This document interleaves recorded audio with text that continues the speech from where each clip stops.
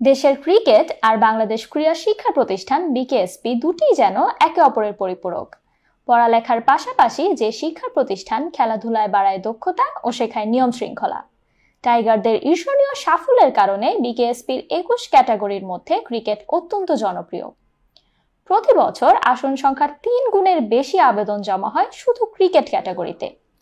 কঠিন এই ভর্তি যুদ্ধে যারা জয়ী হয় তাদের নিয়ে শুরু হয় মহাপরিকল্পনা।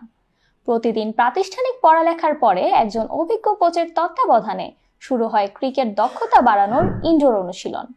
এবারে ডিগ্রি ব্যাচের কোচের সাথে কথা হয় এ ব্যাচের খুঁটিনাটি নিয়ে।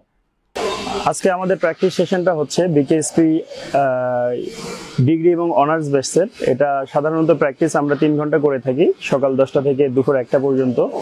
আর এখানে ডিগ্রি এবং অনার্সে যারা আছে তারা ঢাকা লিগে বিভিন্ন ক্লাবে প্রতিনিধিত্ব করে থাকে। পাশাপাশি এখানে তাদেরকে পড়ালেখার প্রতি একটা জোর দেওয়া হয়। এখানে অনার্সে বিশেষ করে ক্রিকেট বিষয়ে তারা এখানে গ্রাজুয়েশন কমপ্লিট করছে এবং ডিগ্রির কিছু স্টুডেন্ট আছে যারা এখানে ডিগ্রি কমপ্লিট করছে। তো এখানে যেটা হচ্ছে যে ক্রিকেট বিষয়ে তারা আরো বেশি অভিজ্ঞ হচ্ছে বিকেএসপি থেকে এবং আমাদের অভিজ্ঞ কোচদের কাছ থেকে প্রশিক্ষণ নিয়ে।